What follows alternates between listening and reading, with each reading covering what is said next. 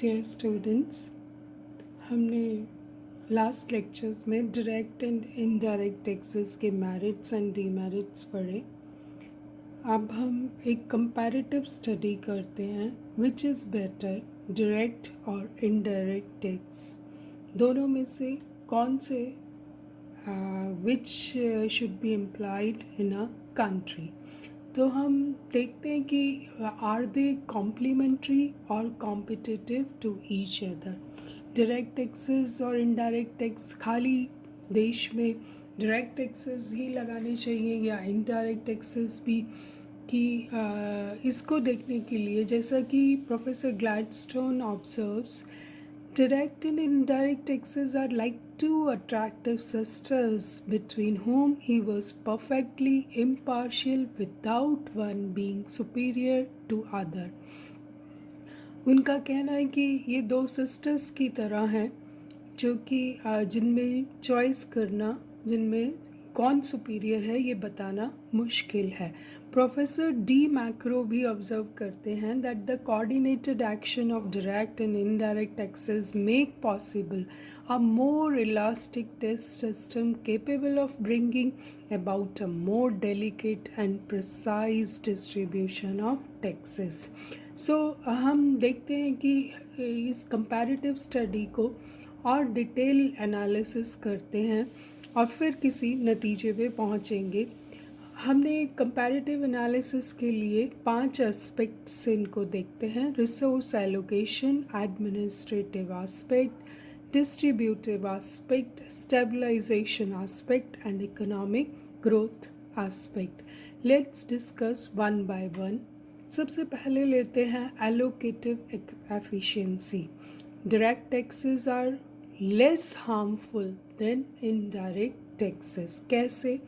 इस allocative efficiency को हम देखेंगे कैसे। It simply means that if a given amount of money is to be collected through taxes, the burden or sacrifice involve would be greater in case of indirect taxes than direct taxes. कैसे? Because the indirect taxes place consumers in a worse position than direct taxes. This can be proved by this diagram. We can see that on x-axis हमने income को लिया है, y-axis पे X axis पे commodity ली है, Y axis पे income.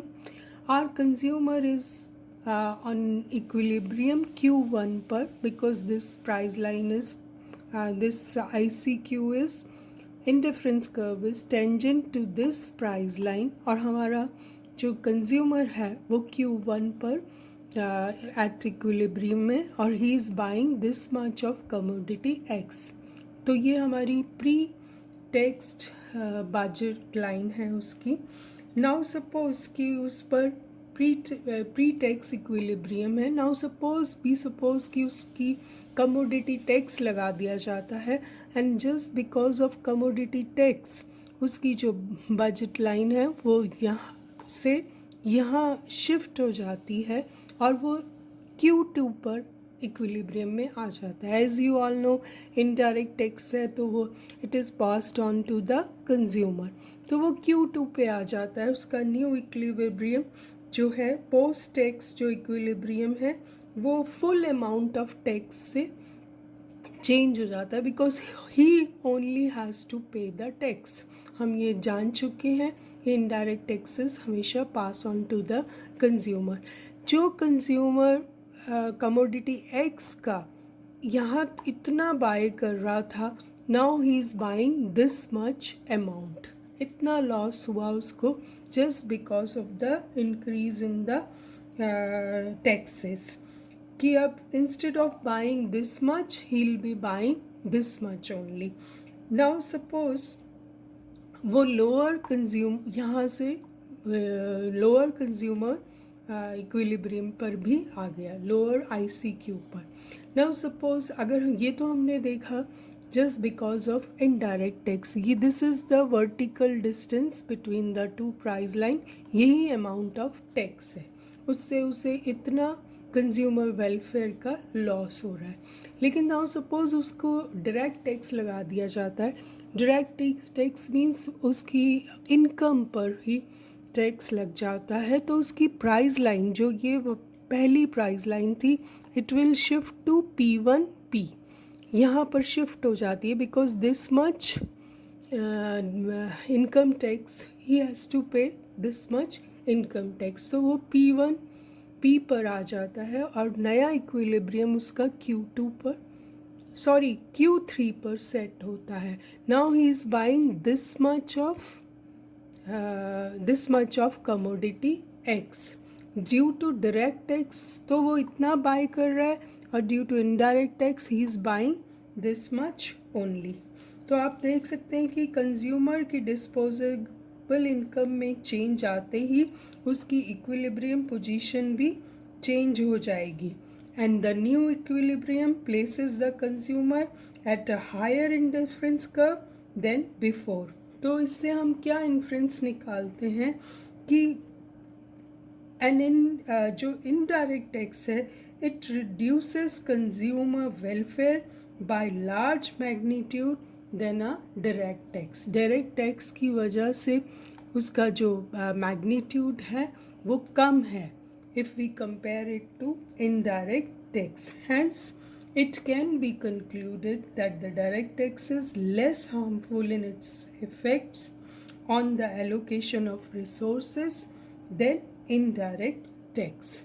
Next हम लेते हैं एडमिनिस्ट्रेटिव आस्पेक्ट से। अगर हम देखें तो ये आज हम पढ़ चुके हैं इस बात को कि direct taxes are difficult to collect because you have to check the accounts of each and every person. It needs efficient experts जो कि टैक्स स्ट्रक्चर को जानते हों, जबकि cost of collection of indirect taxes is smaller as it is collected from businessman and wholesalers. तो उन लोगों से टैक्स कलेक्ट करना इजी है। प्रोफेसर पेस्ट भी जस्टिफाई करते हैं इनडायरेक्ट टैक्सेस को in developing nations. Why? Because the people, large number of people, producers, consumers, सभी लोग जो हैं they are unable to maintain accounts, they are illiterate people. So administrative point of view से भी देखें तो we need a complex and efficient administrative machinery to look after the tax structure, और वो डेवलपिंग नेशंस में नहीं होता।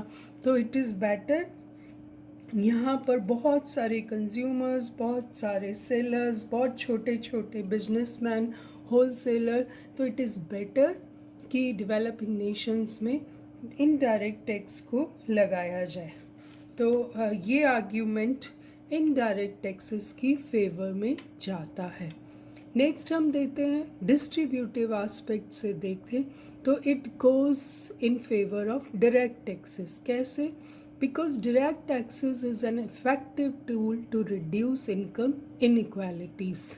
हम ये बात पढ़ चुके हैं मैरिट्स में। Direct taxes are progressive in nature unlike indirect taxes which are regressive in nature.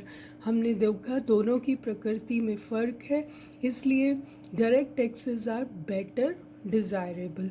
But these days हमने ये भी देखा कि इनडायरेक्ट टैक्सेस भी एक टूल की तरह इस्तेमाल किए जा रहे हैं by imposing heavy taxes on luxury items. जैसा कि हम पढ़ चुके हैं कि अगर आपको बेटर वो करना है इनडायरेक्ट टैक्सेस को, तो लग्जरी पर लगाना चाहिए ताकि रिच पीपल पे मोर टैक्सेस, या उस कॉन्स्पिक्यूअस कंजम्पशन को रोकने के लिए भी indirect taxes are a better tool. यहाँ मैं आपको एक बात बताना चाहूँगी कि professor Kaldor of Cambridge University, he visited India in 1956 or he was invited by the government of India, और उन्होंने जो उनको बुलाया गया था कि इंडियन टैक्स सिस्टम में कुछ सजेशंस दीजिए, तो उन्होंने भी उस टाइम यही कहा था कि marginal rate of income tax should be reduced. Income tax को रिड्यूस करके एक्सपेंडिचर टैक्स को लगाना चाहिए ताकि लोग फालतू के खर्चे ना करें और सेविंग्स करें, because in a developing nation you need a lot of savings from house hold.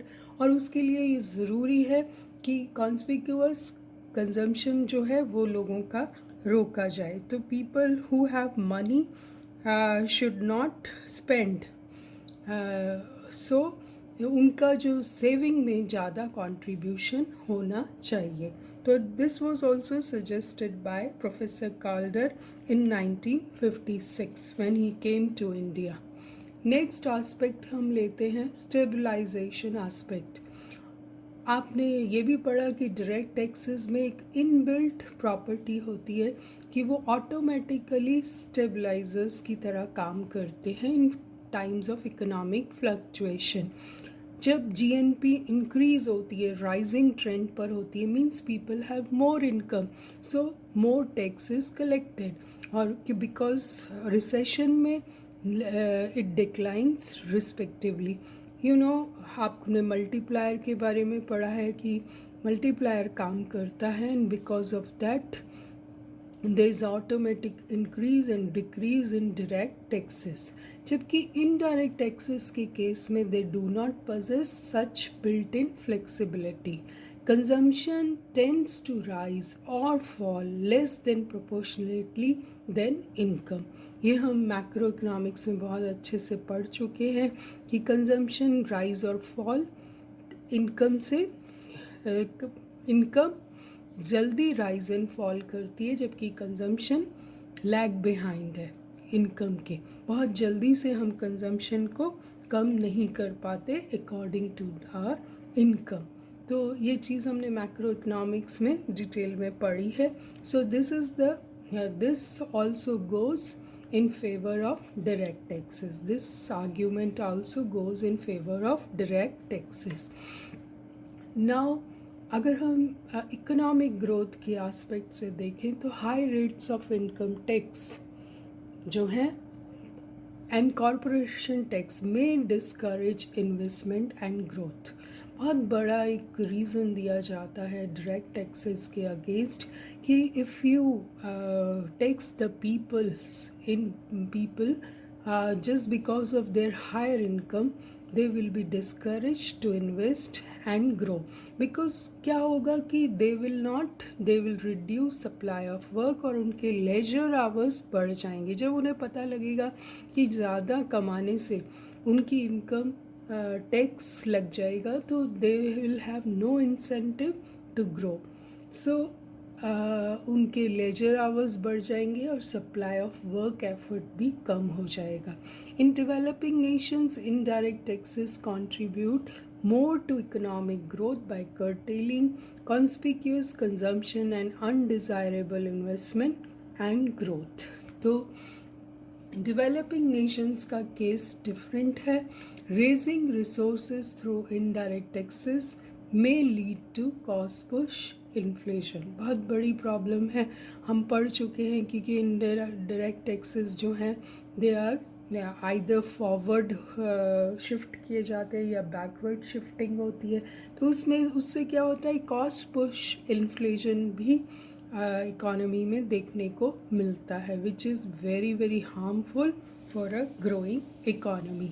तो इकोनॉमिक ग्रोथ के एस्पेक्ट से भी हम देखें तो डायरेक्ट टैक्सेस के भी कुछ डीमेरिट्स आते हैं। तो इनडायरेक्ट टैक्सेस भी sometimes lead to cost push inflation. तो वी नीड तो फिर क्या करना चाहिए? कोई हमने पांचों एस्पेक्ट्स देखे, कोई वन इज़ और other is going in favour of direct, some aspects are in favor of indirect taxes. तो conclusion हम यही निकालते हैं कि direct and indirect taxes are complementary to each other.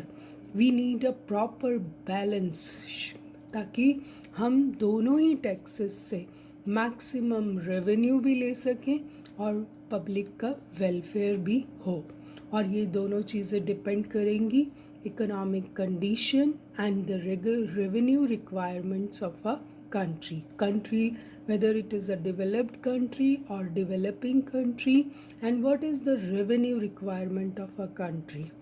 So आपने देखा comparative direct and indirect analysis को. ये टॉपिक हम यहीं ख़त्म करते हैं. Will start with a new topic in next lecture. Thank you so much.